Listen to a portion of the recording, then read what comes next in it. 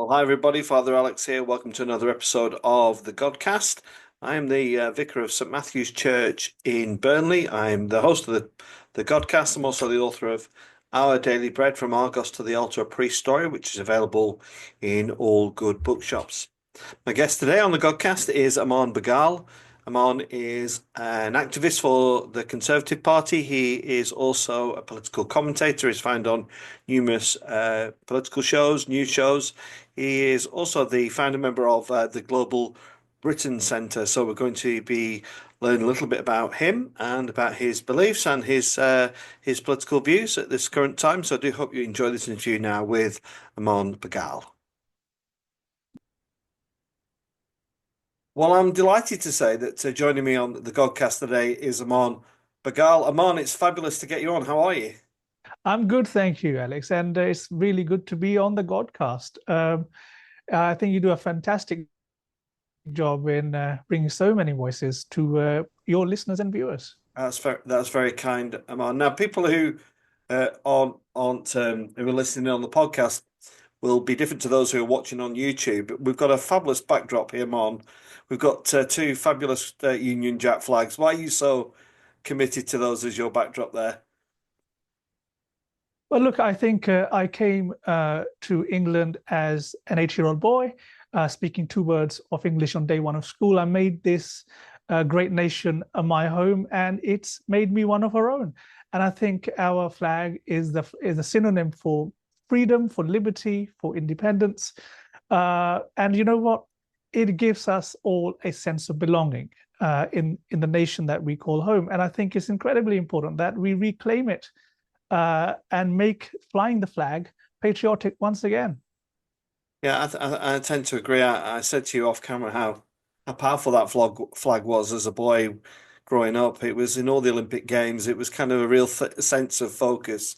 But some people now, Amon, would actually say that's not my flag because it's got it's got the countries of the British Isles, and people, with the rise of the Scottish Independence Party, for example, would say, well, that's not my flag. Well, on the contrary, I think Scotland, Northern Ireland, Wales, England are all an integral part of the Union of the United Kingdom. In fact, when I stood for Parliament in Northern Ireland, I stood there as someone who is proud to be British United within the United Kingdom, right? And a lot of people seem to fail to understand that this flag belongs not just to England, not just to Scotland, but all the four nations. But even more so than that, it's what this flag stands for today. Look, our country is a civilizational nation, and there are very few countries around the world who are not mere lines on a map. And that's why I think the fact that we have got a civilizational nation that has achieved so much, that has given the world so much, and you know what? Why shouldn't we be proud of Britain? Yeah, it's nice to hear somebody speak with the sense of pride in patriotism. You are a chap who grew up in Birmingham, Amman, and from the outside looking in, it seems like that part of our nation is in a bit of turmoil now. I've just been reading about rat-infested streets and rubbish on the pavements. What's your take? What's going on there? Well, actually, I must put a correction there. I grew up in Bexley, not Birmingham, here in southeast London. And I grew up on a council estate in southeast London.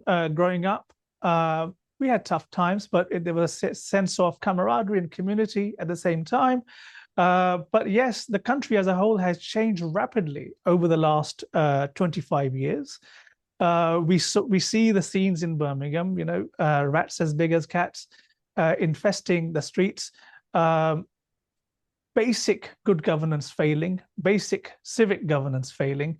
And I think it really sums up of the failings that have been sort of foisted upon the general population, be it we are paying more for less services and council tax. We are led in so many ways by leaders who are incompetent and who should never have been anywhere near the levers of power. And I often think as to, well, the country that gifted the world, common law and democracy and the rule of law to so many places around the world, how is it that we have failed ourselves so badly? And I often think that, and I think, you know what, it's because of we are not having enough people engaging in the whole process of democracy, in the way the democratic system functions and works. If you look back at the 50s, for example, the Conservative Party had what, nearly 2.5 million members. And where are we today? What, 140,000 odd maybe? And that's with a smaller population back then. But it gives you a sense of idea as to why people were more engaged, perhaps, in democracy in the 50s. And I think that was, again, it boils down to three things, I would argue. A sense of nation building post World War II. That's something my grandfather did when he first came to England in 1959. He was a carpenter. He helped rebuild South London. But also, I also blame our humongous social welfare state. When you don't have to, as is evident with 9.4 million economically inactive people of working age in the country, you don't really have the aspiration to get up to and really help build the country around you, whether no matter what job you might end up doing. Well, then, are you really going to be interested in taking part in democracy, in politics, in helping shape the policies that affect your life and the community around you? So I think these three things have a real impact on the failure we see in so many lack of good governance around us. So if you don't get involved, you don't play a part, then I think this is what we end up with.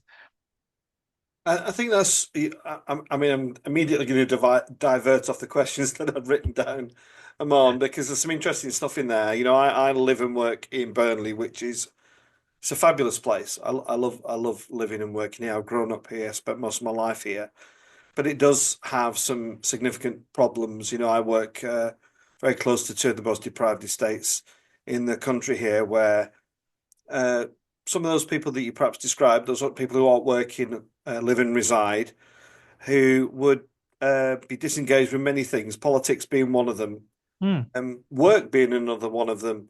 And for many of them, it is an issue of poverty, of what I describe as a poverty of aspiration. It's not necessarily about money. It's just kind of they feel perhaps been left behind and nobody's kind of cared about them. And I've always known that in Burnley. It's always been the case, regardless of the government or the local politician.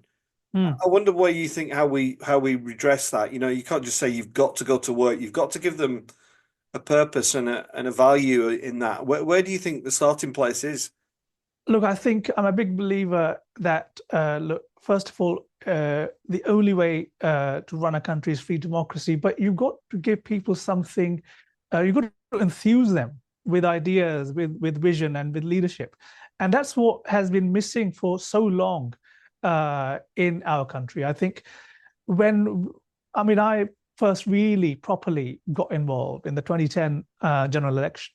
And David Cameron had this, vision of big society, which sometimes people thought, well, what does it actually mean, right? You know, what does big society mean? I mean, but he would have this vision of from the cradle to the grave, that, government should not be there to direct how you run your life, but to sort of be a gentle hand of assistance in the background to make sure that you have the means necessary to help yourself in terms of aspiration. Now, in today's day and age, when we have got those 9.4 million people economically, they are unenthused. It's the same thing with democracy. Until we had the EU referendum, I was campaigning for Vote Leave, knocking on doors around the country. And one of the things I saw was there was this big cohort of people who were very interested in the country, in the direction it was heading in, and lack of democratic accountability we had under the EU, but they had never voted in an election for the past 30 years. And often I would speak to such people and they would say, well, we've had nothing to vote for. And again, when that referendum came around, you saw this good solid chunk of 10% of the electorate who had never voted for anything else in 30 years suddenly come out and tip the balance in favor for Leave. And the reason they did that, because they had something to vote for. So I think we have to have far better candidate selection in all the major parties. We have to deliver the MPs that people deserve. look at the green benches today, and you know, people who are engaged in politics, monitoring and observing it like I am, we'd be hard pressed to name so many of these people. Who are they? What have they achieved in life? The biggest trajectory we've seen, certainly on the Labour side, is you go to university, from there you become a bag carrier for a shadow minister or a minister or an MP, and from there you parachuted into a safe seat and become an MP and then minister. And on the Conservative side, we've seen an issue with, well, certainly under the previous administration, under David Cameron, for example, we had these things called open primaries. We started people who were, we had a postman who became an MP, we had a nurse who became an MP, we had a fireman who became an MP. And that's what we have to be doing. People who are not engaged in politics because they want to make it a career, but they have made careers outside of politics and, have lived their lives building it themselves and can then come and enthuse. So it has to be a team game, but that's the crux of it. Who's going to fix candidate selection? That's what it boils down to. Often I've seen, for example, knocking on doors in local elections in previous times, wards of great poverty and deprivation, and you get a turnout of around 20% on a good day. Now, 20% of the population in that ward is enthused enough to come out and vote. And that's where another part of the big part of this problem is, that if we are not able to enthuse people to come out what they're going to vote for. Yeah, I mean, Iman, I'm gonna pin you down here because I'm not a person who aligns with any political party. I'm a campaigner for social injustice, and the question I suppose I've got for you is, do you think the Conservative is genuinely a party for all people? And I'll just, before you answer, I'll just give you an example of where I have a real disconnect here. Is so in Burnley before the last election, Burnley was awarded £10 million from the Levelling Up agenda. And that £10 million was spent on the regeneration of, effectively, from our bus station to our football ground. The pavement was done, roundabouts were dug up, and it looks absolutely incredible. But meanwhile, in my context, in my parish, I'm seeing a huge rise in crime. I'm seeing a rise in social, a collapse in social aspiration. I'm seeing people falling into debt. I'm seeing people becoming addicted. I've been campaigning very hard recently about ketamine addiction in our area. So I think it's a legitimate question. I'd be really interested to know what your response would be.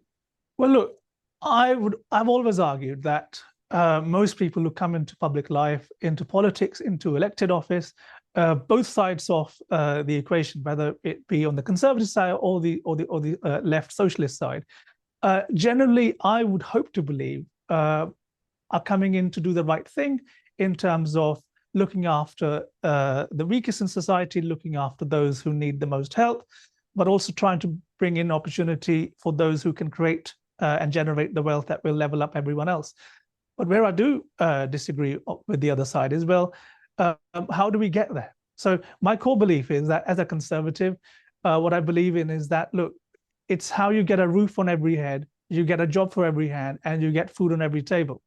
Now, the other side believe that we should be taking it from those who have the most and giving it away to everyone else.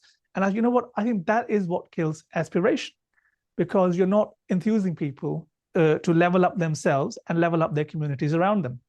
Now, leveling up was fantastic when Boris announced it. I campaigned for it with Boris.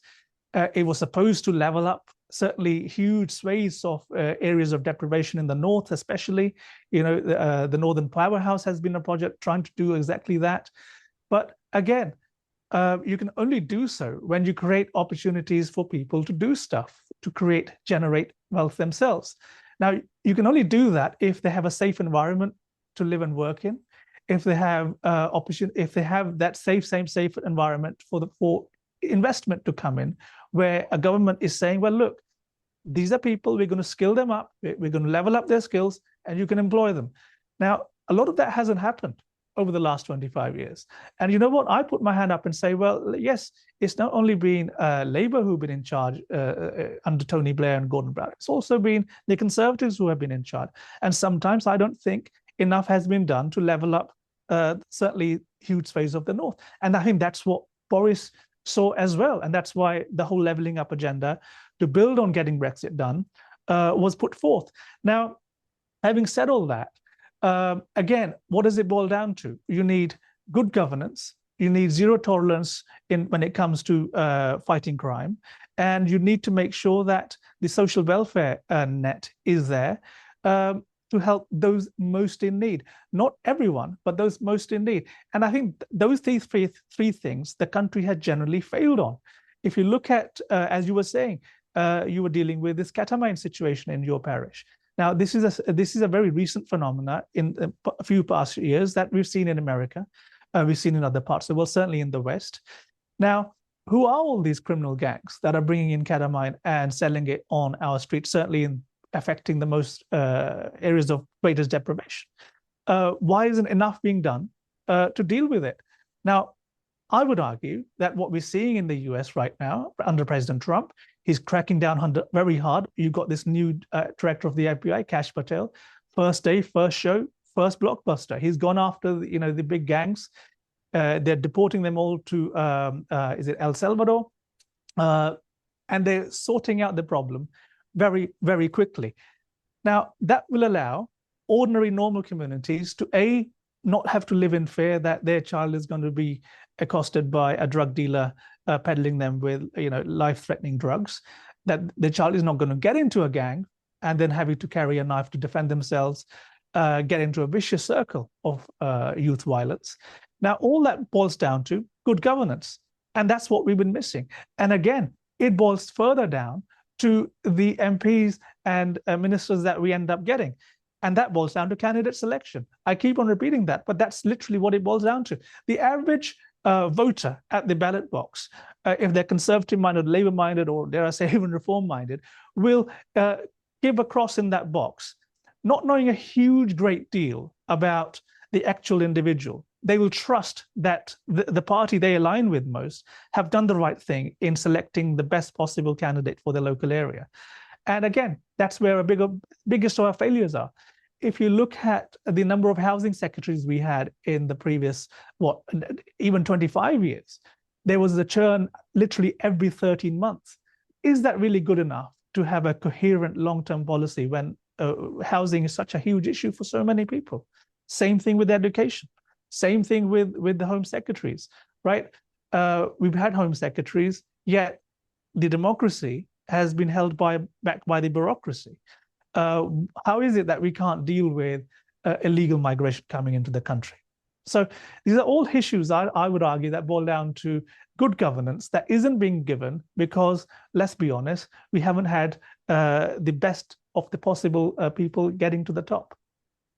I can just hear the opposition shouting at me saying, well, tell him it was his party that was in power for the last, Well, as I say, 14 years of Conservative government, and then nearly the same before that of New Labour. And we are back to square one. We've got this New Labour 2.0. Now, yesterday, I heard the Chief Secretary to the Treasury being asked about, well, what are you going to do about all these issues with tariffs coming in from the US? And his response was as expected. He said, well, we've been working on our trade policy for the last few months, and we'll have more to add over the next year. Right. This is a party that has had 14 years in opposition. Surely the opposition's job is to be ready as a government, as an alternative government. So again, it highlights the point I'm trying to make here, that is that we are not attracting the best and the brightest into politics. That's not to say that we don't have the best and the brightest. Some of the best run businesses in the world are run by British people. Some of the best outcomes in education are delivered by British teachers, and furthermore. But where are all these people not wanting to come into Westminster and sort out the mess? And again, that's the crux of the problem. Yeah, I think you You've got so many things that have got me thinking now.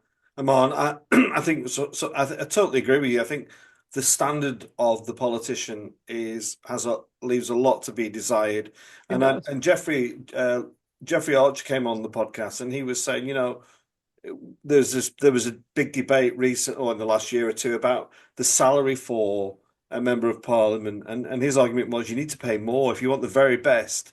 You've got to pay more because these people will actually the very best are getting paid twice these sums of money and more and more and more, and they're running businesses, and so I think that's interesting. Well, that may be so. Although I think that would, if we have to end up paying more to attract the best and brightest, I think that's a real indictment of what we started off the podcast with is patriotism. Surely that if you are, no matter what you're earning, it might be 10 times more than what you might make as an MP. Surely it's the national interest that you feel such a part of the country that you want to give something back, and that again sort of highlights where are the people that are doing it for the national interest and not just for the money. So again, I think we are not attracting. It's a very vicious circle, I would say, where you can only run a nation state if you actively promote a belief in that nation state.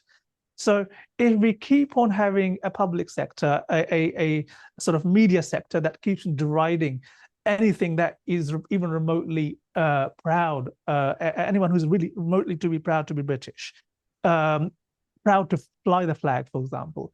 And all we get is this mishmash of wokery shoved down our throats day in, day out. Then obviously, the next generation of Britons are going to think, well, who really am I? So it's a Amand, vicious circle. you said a few minutes ago, the Labour Party with 14 years to prepare, surely they'd be, hit the ground running kind of thing. Mm. But then on the flip side, we've got Kemi Badenoch now, who hasn't revealed anything about policy, almost like I'll work it out as I go along. Maybe that's an unfair criticism, but that's maybe how it's perceived. Meanwhile, Mr. Farage is making hay while the sun shines and is lapping it up, isn't he? And he's almost celebrating the next victory, which seems imminent, unless the Conservatives can kind of step up and ramp up whatever it is they are going to say they stand for. What's your take on all that? Well, look, I think the country has had voted in four successive elections. I think two of those elections we probably shouldn't have had because they were so unnecessary in terms of getting things done and giving. They were I think ultimately they hindered delivering Brexit. They hindered delivering good governance. But I agree with you. Look, the public is really wanting very ordinary, sensible, basic, common sense conservative ideals and ideas to deliver for them. They voted 4 elections for one particular thing: to reduce mass migration, for basic good governance when it comes to dealing with the nation's finances, and for basic good governance when it comes to delivering public services. Now, that's what people voted for 4 different elections, and dare I say, even in many ways within the referendum. But ultimately, I think a lot of people got sick and tired of not getting what they voted for. And if you look at the majority that Starmer got, less people voted for him than did for Jeremy Corbyn in the previous election. Yet he got a far bigger majority in terms of seats, because how many people who voted Conservative in the past stayed at home or went and voted for reform? Now, if you break down the numbers, I would argue that Britain is inherently a conservative country, because this is a country that is heaped in tradition. It has a civilization that is more than 1,000 years old. It has so much that is going for it in terms of the basics, right? The vast majority of the world is still trying to figure out what they stand for as a country, what they believe in, whether they have a written constitution in terms of what it means and what liberty means. We've got all that worked out. We're still the 5th biggest economy in the world. We have such a wonderful population that, if enthused correctly, I think can go and make that the 4th biggest economy in the world. And with Brexit under our belt, I think, again, it'll be far easier for us to do these trade deals, certainly with the US, than it might have been prior. So I think uh, the people know what they want. It's for the politicians to work out how they can deliver it. And I would argue that what we so far we've seen from Labour is not what people want. Uh, I think this government has become the most unpopular government in the fastest possible time in what it has delivered, whether it's on free speech, whether it's on not being able to tackle migration, whether it's being able to deal with stewarding the economy properly. So people know what they want. It's the politicians that have to work out how to deliver it. And what about you, Aman? You are a man of integrity. Are you a conservative, whatever? Or do you see, if the Conservative Party don't bring forward the policies that you want to hear, would you ever consider joining the Reform Party? Look, I joined the Conservative Party when I was still at school. And I joined it for one very simple reason, among a plethora of other reasons that people might enthuse themselves with the Conservatives. My grandfather would always tell me that, son, the only way into prosperity is through a good education. And I believe that the best education that you can ever receive is a grammar school education. And it's the Conservative Party who will always back you to have that. And that's what ended up happening. I went to a boys only grammar school with an engineering engineering speciality, and that's why I joined the Conservative Party. Now, that's where I joined the Conservative Party. Over the years, it's had different hues of that conservatism. And I think, look at where the Conservative Party was under the debacle that was Theresa May. And everything had been written off. And within 6 months, Boris had delivered, I think, a stonking majority of 80. So things can change. And Aman, do you know what? I'm just going to say to you that, what you said about grammar school. Yeah, I want kids to have the best education. 58% of the kids in my school are on free school meals. mm, How are they as going was, to get to grammar school, Aman? as was I when I was growing up. I was on free school meals. I went to a grammar school. It had no bearing on it at all. I think it boils down to good old-fashioned strong families create strong communities. Strong communities create a strong country. And some of that comes down to faith, I would argue. Some of that comes down to basic traditional family values. Why is it that we in the UK now have a declining domestic indigenous population? Why have we got higher divorce rates and single parent families? These are all things that are negatively contributing to the state that our country is in. So I would argue that whether you're on free school meals, come from a family of deprivation or not, I think, in fact, that should enable you even more to be able to go into a grammar school because you're doing it for aspiration. Okay, well, thanks for your view. There's a couple more questions I need to ask you. You Sure. alluded to at the beginning was I got a sense that you were supporting Trump in his policies. As the gentleman who founded the Global Yes. Britain Centre, and we see these tariffs. I've just been reading about Hong Kong and Taiwan. Their economies fallen through the floor this morning. Mm. Do you think this is going to be he's going to stick with this? Do you think he needs to change course? Is it a case of tough medicine to get what is required? I agree with the latter point. I think it's tough medicine to finally, for Trump to put America first, put the American national interest first, to bring back prosperity to the average man and woman who's a worker in middle America. But ultimately, look, this is about trying to rebalance the American trade books.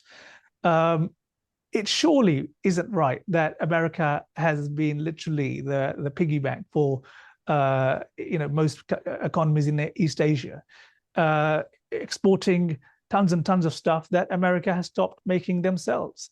It shouldn't be that we export all our high-paid, high-skilled jobs and import low-skilled, low-paid, cheap foreign labor that further undermines our domestic working class workers and people. But look at what's already happening with the whole tariff stuff from Trump. We've seen one of the biggest exporters to the US, Vietnam, uh, to which a lot of American companies had shifted their production from China post-pandemic.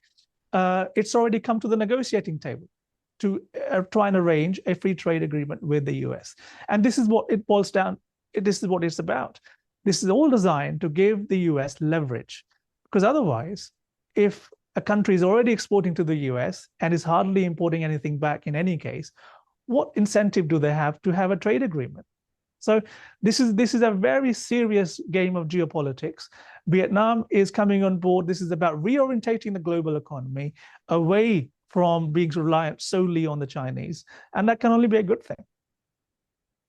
Yeah, I could talk to you for ages, Amon, because you keep provoking me with your. So, I mean, I'm from Burnley, which is a place of rich industrial heritage, of Indeed, and and as I've lived here pretty much all my life, I've seen that manufacturing industry collapse. indeed, we have. I mean, And look, just to say, and I never thought British Steel would be on the verge of closing such a yes, huge. It's a travesty, isn't it? it is. It is beyond a travesty. It's a real threat to our national security, our national heritage, our national capacity. I mean, look, by profession, I'm a foundry man. I learned my trade on a foundry, on a furnace, melting iron and steel, casting ductile iron, and all the rest of it. And I think, look, again, we have the world's most expensive electric. Uh, how are we supposed to create any manufacturing jobs when that is the case? This present government is refusing to exploit our own natural resources that are under our own land. They're filling up. They've already filled up the fracking wells with concrete. At the same time, they're wanting to import gas and oil and lithium batteries from the Chinese. And again, what about the workers in DRC and in Africa who are being exploited by the Chinese communists, digging up all this lithium? So again, it boils down to lack of good governance. We should never have had a situation where British Steel ended up originally being bought by Tata. They tried to make it work. Went, I think, most recently went to the Chinese, and of course, it was never in their interest to keep on enabling domestic British steel production. And again, this is a lot in similar to what was happening in the US. Domestic steel production in the US had collapsed. I think one single Chinese shipbuilding yard was building more ships in a year than the whole of America put together. That's how bad it had got. Now, already we're seeing the Hyundai Steel from South Korea. It's announced that it's opening a new steel mill in Wisconsin. And again, that can only be a good thing in terms of national security when it comes to certainly for the American national interest. I mean, let's not forget, we do live in a very dangerous world. And if we don't have the capacity to make our own steel, then surely the country who gave modern steelmaking practice to the rest of the world is a real indictment of where our good governance has gone. Yeah, absolutely. Aman, we've covered a lot of ground in half an hour. One Sure. one thing I haven't asked and I want to ask is, as you're a man of faith, I'd like to ask how that plays into your thinking and how important that is to you when when you're doing public speaking or you're on the telly or you're just speaking into the political debate. Just share a bit of that with us if you would. Sure. Look, as a Sikh, I'm a man of dharma. Dharma means the natural order of things, of how God intends to see and do good for everyone, and that is the basic philosophy. Is that as a Sikh, I see the well-being of the whole world as an integral part of who I am, and that dharma drives a lot of my political thinking, and I boil that dharmic thinking down into a very simple thing: that how do we do what is right, first of all, to do the right thing, and also, furthermore, to do what is right for the last man and woman in the queue, because those are the ones that we should always be working for. And that's literally what it is, dharma. Yeah. Thank you, man. I've thoroughly enjoyed talking to you. I could talk to you a lot longer, but you will know that podcasts shouldn't go on too long because people switch off. But thank you so much. I hope people have enjoyed watching and listening to this conversation. There are hundreds of podcasts now, lots of politicians, very famous political commentators. There are musicians, there are sports people and Of course. theologians. But for now, Amon, thank you so much for coming on the Godcast. Thank you for taking the time. Thank you. Thank you, Very Amon. good, very good. And not at all. And may I say, Alex, Sorry, just stop that.